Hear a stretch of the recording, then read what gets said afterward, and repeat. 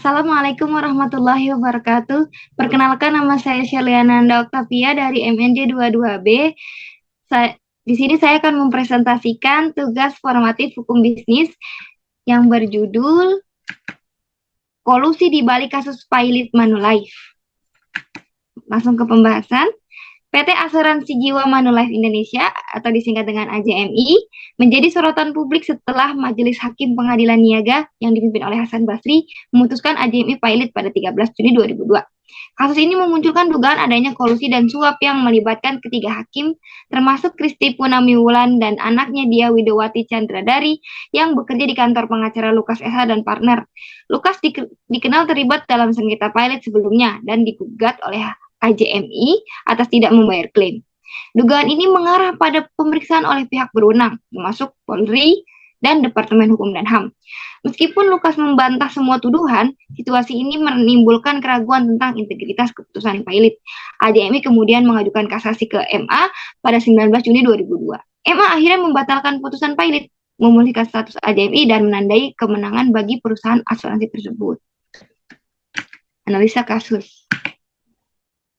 Pertanyaannya, dalam kasus PT AJMI tersebut yang telah dinyatakan pilot oleh hakim, apakah sudah sesuai dengan undang-undang kepilotan yang berlaku? Atas dasar apa PT AJMI dinyatakan pilot? Dalam kasus PT AJMI ini, putusan pilot yang dikeluarkan oleh hakim harus sesuai memenuhi syarat yang berlaku.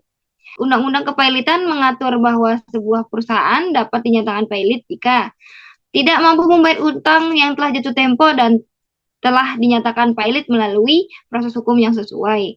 PT AJMI dinyatakan pilot berdasarkan gugatan yang diajukan oleh Lukas atas dasar perusahaan tidak membayar klaim. Namun tuduhan adanya suap dan kolusi terhadap hakim menunjukkan adanya potensi penyimpangan dari prinsip hukum yang seharusnya berlaku.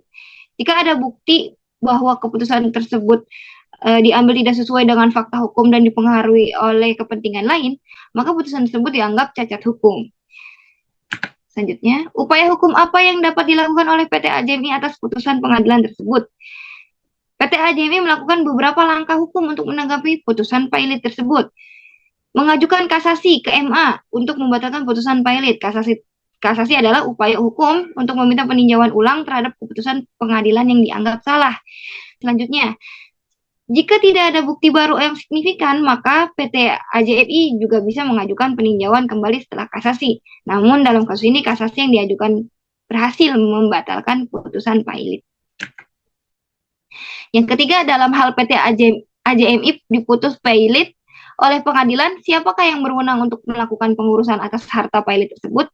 Kurator adalah pengurusan harta pilot yang dilakukan oleh seorang kurator yang ditunjuk oleh pengadilan. Kurator bertugas untuk mengelola, menjual, dan membagikan harta perusahaan pilot kepada kreditor sesuai dengan ketentuan hukum. Dalam kasus AJMI ini, putusan pilot tidak dibatalkan. Kurator akan bertanggung jawab untuk pengurusan harta pilot AJMI. Dalam kasus ini, keputusan pilot dibatalkan oleh MA. AJMI tidak perlu melalui proses pengurusan harta pilot. Sekian dan terima kasih. Wassalamualaikum warahmatullahi wabarakatuh.